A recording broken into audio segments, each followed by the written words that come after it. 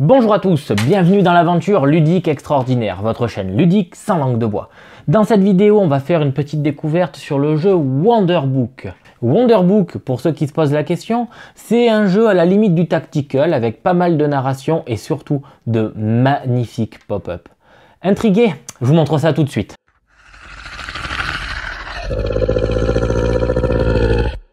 Wonderbook, alors qui c'est qui a fait ça? C'est Davy Games. Ok, préparez-vous à avoir un jeu vraiment magique et extraordinaire. Allez, c'est parti. Alors, bon bah forcément, hein, comme tous les jeux, vous allez avoir donc un petit rappel de règles, d'accord, via un livret. C'est un jeu de 1 à 4 joueurs. La durée moyenne, c'est 90 minutes. Quand vous avez, on va dire, pris le rythme et tout, en solo, c'est plié largement 60 minutes, hein, voire même moins. 10 ans.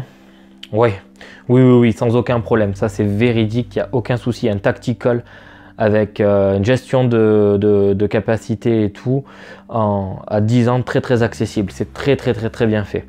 Au niveau du livret de règles, vous voyez, pas très épais. Hein, il y a très peu de pages. Vous avez fait le tour. En 6-8 pages, vous savez tout ce qui se passe. C'est grand, c'est aéré, c'est très bien illustré. C'est plutôt quelque chose de très réussi pour ce livret de règles. Pas besoin de faire un index là-dessus, tellement il est petit. Petit rappel de règles à la fin au niveau de la phase des joueurs. Et vous allez voir, on va plus ou moins s'en servir tellement que c'est simple. Je vais vous en servir pour l'expliquer. On retrouve donc une enveloppe. Forcément, hein, je l'ai ouverte. Voilà. Vous verrez ce qu'il y a dedans à travers la prochaine vidéo. D'accord ? Parce que malheureusement, je ne peux pas vous présenter le jeu sans ne pas l'avoir ouverte et sans ne pas vous l'avoir présenté. Ensuite, vous avez le corps du jeu qui est le Wonderbook. Hein. À savoir que je n'ai rajouté absolument aucun matériel, si ce n'est juste que moi j'ai peint. C'est tout, d'accord? Donc tout ce qui est là, c'était déjà présent dans la boîte. Je précise ça parce que quand vous allez voir de quoi est composé cet insert, vous allez vous dire putain la vache, c'est très réussi. Et c'est très réussi, c'est clair. Voilà, alors hop, on y va. Vous allez retrouver ici les dés. Parce que mine de rien, c'est un tactical, vous allez avoir pas mal de dés. Ils sont lourds, avec des bords arrondis, un petit peu transparents, gravés. Des dés vraiment de très haute qualité. Ils sont vraiment assez gros en plus. C'est très agréable à manipuler. Et ils font un bruit qui est plutôt sympa. Bref. Des dés super cool. Des figurines ensuite. Donc là vous avez Lara. Hein, personnage un petit peu sympa. Ouais, à force de jouer, j'ai vu que je les ai pas vernis. J'aurais peut-être dû vernir peut-être un peu plus. Tout court, surtout sur la partie basse, ça s'enlève, mais c'est pas grave, ça c'est vite repris. Donc Lara, la nana bleue qui aime casser la gueule aux Worms. Vous avez ensuite l'archère jaune, Tina, il me semble que c'est comme ça qu'elle s'appelle. Vous voyez des figurines assez bien dessinées, la limite du dessin animé si on peut dire. C'est très agréable à peindre, hein. C'est de superbes figurines que propose l'éditeur pour son jeu et super chouette. Ken, lui on sait que c'est un petit malin, c'est à la limite du capitaine de l'équipe, je peux vous dire.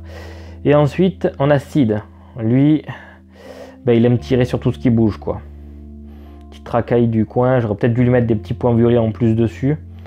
Mais je me suis dit autant le faire un peu plus sobre. Là il passe plutôt pas mal, il est sympa, c'est une belle figurine. Ensuite les Worms, tous les mêmes, donc des grands monstres avec des grandes dents qui ont une histoire assez troublante.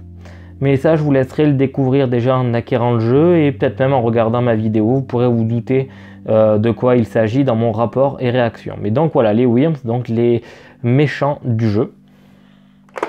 Mais pas que. Vous avez un petit insert ici qui vont être les sabliers. Donc ils sont recto verso, jetons plutôt épais. Donc ça va symboliser un petit peu votre quantité de points de vie. J'y viendrai ensuite pour les règles. Ici, il y a un insert qui était prévu. Je ne sais pas trop à quoi il sert. Est-ce qu'il y aura une extension de nouveauté? Peut-être, mais là, moi, pour le moment, j'en ai pas trouvé l'utilité. À l'intérieur étaient proposés 2 Geekbox. Donc, dans une Geekbox, j'y ai mis les points de vie. Dans l'autre, j'y ai mis les gemmes, là, les cristaux jaunes qui sont les étincelles. Et ça, que je trouvais super malin, c'est pour signifier quand un personnage est KO, un Wyrms est KO, on lui met une petite auréole. Et voilà. Donc voilà, ça c'est pour dire que il est KO. Alors comme les Wyrms ont 2 points de vie, quand vous lui faites un dégât, il est considéré comme KO. Voilà. Et quand il va attaquer son tour, s'il doit faire des actions, la première action qu'il va devoir utiliser, c'est enlever l'auréole et donc se ragaillardir pour passer à l'action.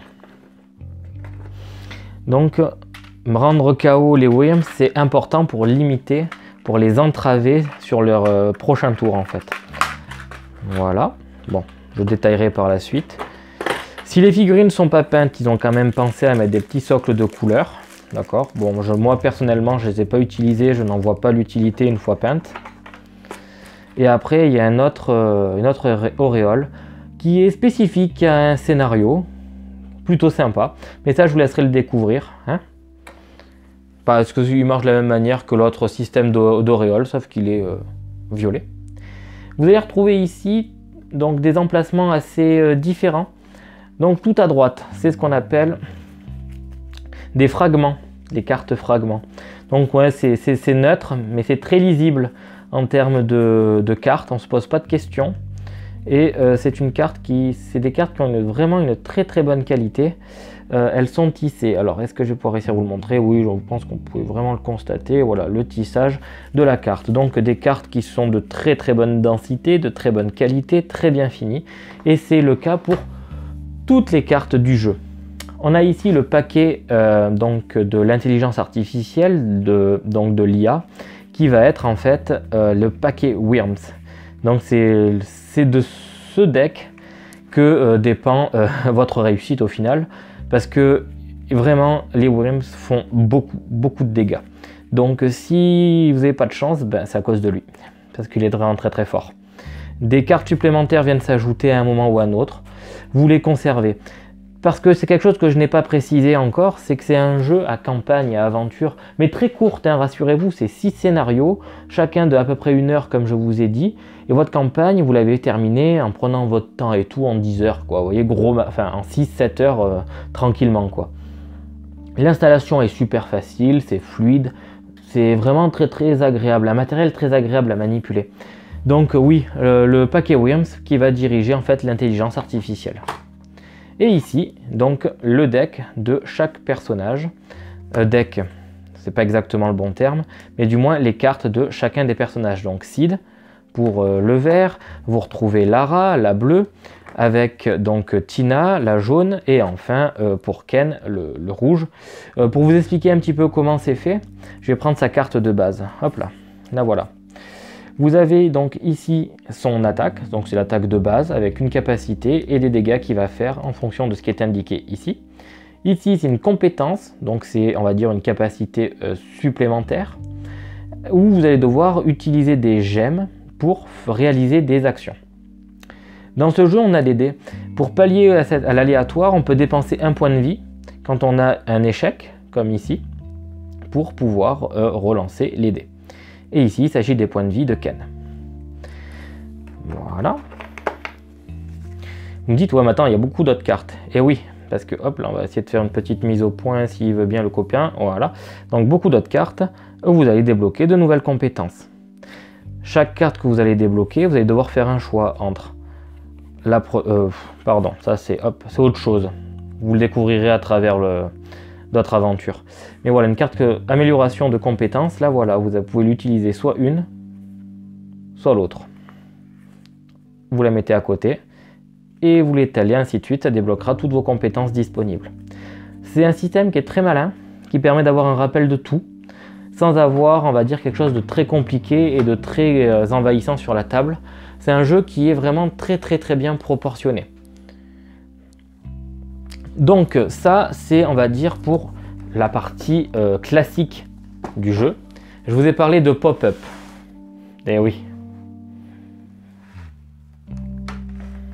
Voilà. Voilà, je pense que vous pouvez quand même apprécier la taille du livre. Là, vraiment, on a une impression de verticalité qui est menée par le pop-up et vous allez l'utiliser tout le temps, ce pop-up. Vous allez pouvoir grimper partout. C'est vraiment super bien pensé. C'est très malin. Et on utilise à 100% le matériel. C'est pas juste là pour faire que joli. C'est là aussi au service de la mécanique. C'est ce qui rend le jeu vraiment très fort. Du coup, bah, écoutez, je vais pouvoir passer aux règles du jeu. Au niveau des règles du jeu, je vous ai dit qu'il y avait des scénarios. Donc, pour savoir ce que vous devez faire, on va pas prendre le scénario 4. Hop. Voilà. Alors, hop, pour la mise en place, vous allez chercher le premier scénario, le premier chapitre, et on vous dira tout ce qu'il faut faire pour la mise en place, la présentation, etc. Il suffit de suivre, c'est numéroté. Hop, moi, je vais m'arrêter donc à ce chapitre, sur ce chapitre, à ça. D'accord? C'est une carte avec un système d'objectifs. Objectif à remplir, il suffit de lire ce qui est indiqué. Hop, je cache, comme ça, je vous dévoile pas plus. Là, ce que je vous ai présenté avec le petit deck de cartes, c'était très rapide et succinct, juste pour vous dire que les règles vont évoluer, les objectifs de partie à une autre vont évoluer en fonction des decks de scénarios. Voilà, donc au niveau du matériel pour les règles, j'ai pris vraiment le minimum. Vraiment pas besoin de plus pour vous expliquer vraiment la base du jeu. Déjà, on va commencer par le plateau. Deux choses sur le plateau. Les lignes avec les pointillés, les lignes pleines. Quand vous êtes sur une zone de jeu, représentée ici par une case, vous allez avoir une ligne pleine et des lignes en pointillés. Vous pouvez traverser uniquement là où il y a des pointillés. Vous ne pouvez pas traverser sur les lignes pleines. D'accord? Ça, c'est la base du plateau de jeu. Savoir ça vous fait savoir beaucoup de choses déjà sur le plateau de jeu, mine de rien. Ensuite, parlons des phases de jeu. Il y a deux phases de jeu, la phase des joueurs et la phase des Wyrms, d'accord, avec leur activation et leur manière de jouer. On va commencer par la phase des joueurs. À son tour, un joueur, avec donc sa figurine, va avoir trois actions à faire possibles. Première action, il va pouvoir se déplacer. Donc ça, c'est une action. 1, 2, 3, d'accord? Ça veut dire que là, il a fait 1, 2, 3 actions. Il a fait ces 3 actions. Ça sous-entend qu'on peut faire plusieurs fois la même action. Ensuite, il va pouvoir aller collecter des ressources. Donc, imaginons qu'il est ici, il va faire 1, 2, ramasser. Il va pouvoir aussi interagir avec des objets. Alors, imaginons que j'ai une carte avec la fleur ici, par exemple. Elle serait donc juste en dessous. Il y aurait une carte avec une fleur. Il faudrait que je me déplace et que je dise j'interagisse avec la fleur. Il y aura la fleur, je la retourne. Comment ça fonctionne? Alors là, je vais devoir un tout petit peu spoiler. Et je vais prendre un chapitre assez lointain. Alors j'ai pris le chapitre 4 parce qu'il me semble assez complet pour vous expliquer les interactions. Parce que pour interagir avec donc, ce qui va être disponible et présent sur le plateau de jeu, on va vous dire et présenter déjà des cartes au début, dès la mise en place, pour vous dire avec quel type d'éléments vous pouvez interagir. Donc si je prends mon chapitre 4, et imaginons que je tombe sur ça, ici la salamandre, là vous voyez, pour interagir, on me dit il n'y a rien. Ça veut dire que pour interagir, je dois dépenser une action. Mais on va très bien pouvoir me dire que si je veux interagir avec, parfois on a des conditions supplémentaires, on a des mots-clés. Et on va devoir utiliser une quantité d'actions supplémentaires, ou parfois même dépenser des gemmes, etc. Tout ça pour vous dire que dans ce jeu, ce qui est très intéressant, puisqu'il s'agit quand même d'une aventure avec un certain nombre de quêtes, vous allez avoir la nécessité de remplir ce petit, ou en faire une photocopie, ou pas d'ailleurs, ce petit tableau. Vous allez rencontrer des mots-clés, vous allez les indiquer et vous allez mettre votre score sur le côté. Chaque mot-clé va débloquer des choses différentes au cours des scénarios à venir, ce qui fait que ce que vous allez faire dans votre première partie va avoir un impact sur la 5e, la 4e, la 3e partie et sur le chapitre final. Et parfois on se dit, punaise, mais ce mot-clé là que j'ai rempli depuis déjà 2 parties, à quoi il sert? Eh ben il sert parfois 3 ou 4 chapitres après. Donc, patience, ça va toujours être utile. Ensuite, notre personnage, après avoir donc collecté des étincelles, hein, des ressources, après avoir eu la possibilité d'interagir, il va aussi pouvoir utiliser des compétences. Je vous en ai parlé tout à l'heure. Les compétences, c'est ce qu'il a sur le côté. Donc, j'ai pris une carte, mais c'est pas la bonne. Bon, c'est pas grave. Hop là, petite mise au point. Lorsque lui, il veut utiliser sa compétence qui est ici ou une des autres, il a un coût parfois, une condition pour pouvoir réaliser sa compétence. Il faut dépenser une étincelle pour faire ça. Voilà.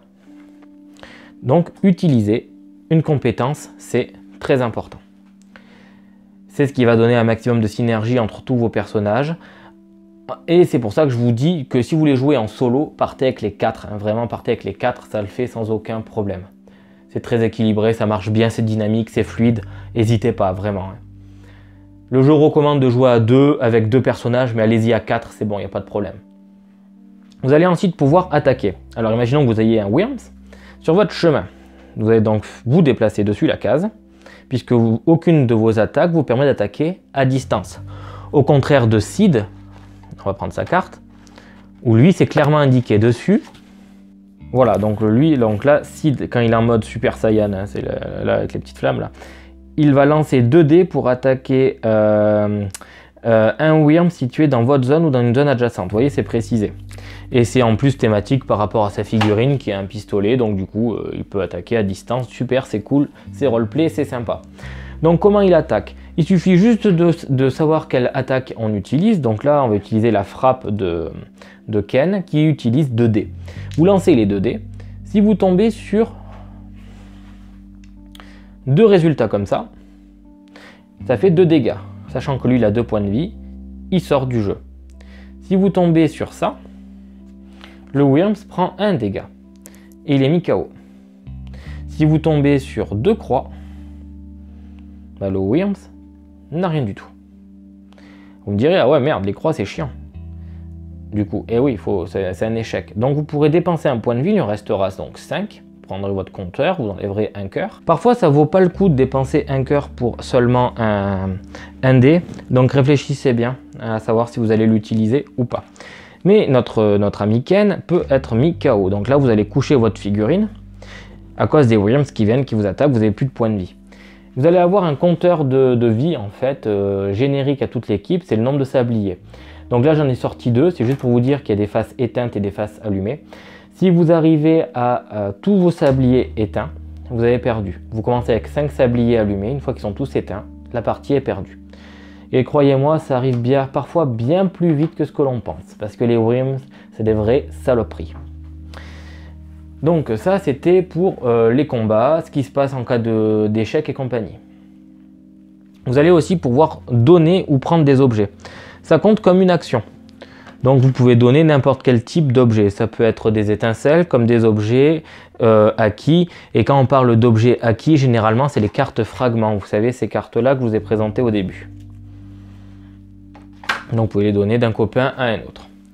Après, vous allez aussi avoir des actions spéciales. Donc les actions spéciales vont être générées par les scénarios.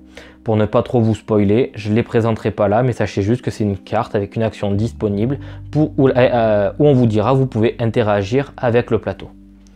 Et croyez-moi, des interactions, il y en a. Une fois que vous avez fait donc votre phase de jeu, les Wyrms vont jouer. Alors, les Wyrms, comme je vous ai expliqué, ils sont dirigés par un paquet de cartes. Un paquet de cartes tout simple. Donc, vous révélez une carte. Et vous faites ce qui est indiqué dessus. D'ailleurs, je crois qu'il y a une coquille dans le livret de règles. Vous voyez que c'est divisé en 2 parties par ce trait-là. Donc vous le lisez de haut en bas. Vous faites en premier ici, ça veut dire que sur un vortex que le scénario vous dira où ils apparaissent, les Wyrms, vous allez prendre un Wyrms et vous allez le poser dessus. Ok? Une fois que vous avez fait ça, chaque éclair bleu représente une action d'un Wyrms. Un Wyrms va en priorité sortir du coma s'il était mis KO. Ensuite, il va attaquer un personnage qui est sur sa zone. Et c'est au choix, quand on a deux possibilités. Imaginons qu'on est Lara et Ken ici, on lui dit attaque, vous choisissez si c'est Lara ou Ken qui prend les dégâts. Il n'est pas question de celui qui a le plus ou le moins de points de vie, qui est la cible, vous choisissez. S'il ne peut pas attaquer, il va se déplacer en direction des personnages qui sont le plus proches et faire des dégâts, et ainsi de suite. C'est une mécanique qui est très réutilisée dans les intelligences artificielles. Et d'ailleurs, ça marche super bien ici, donc super. Bien évidemment, vous allez vous retrouver dans des situations où parfois votre héros sera KO. Donc évidemment, un Wyrms ne va pas attaquer un héros KO, ça ne marche pas. Il attaquera les héros ou ciblera les héros qui sont bien sûr conscients. Alors, qu'est-ce qui se passe lorsque votre héros est assommé? Pouf! Eh bien, vous retournez un sablier, tout bêtement. Et la fin de la partie est sonnée soit lorsque tous vos sabliers sont épuisés, soit lorsque le scénario vous dit vous avez remporté l'objectif et vous avez mis fin au chapitre avec une petite histoire, des interactions, de la discussion, une narration qui est super bien faite. Donc vraiment, n'hésitez absolument pas à vous le procurer parce que ce jeu, c'est une pépite, hein. Vraiment, je vous le jure. Donc voilà, donc les sabliers, oui, un petit mot, ils s'appellent les pions destins. Et d'ailleurs, comme toute vidéo a le même destin, c'est de finir un jour. Eh ben, cette vidéo pour aujourd'hui touche sur sa fin. Je vais ranger le matériel petit à petit dans son insert qui est super bien fait. Et quant à moi, je vous dis qu'on se retrouve très vite pour le rapport et réaction sur Wonderbook, un jeu vraiment magique. Et voilà, donc du coup, n'oubliez pas, avoir un jeu c'est bien, y jouer c'est mieux.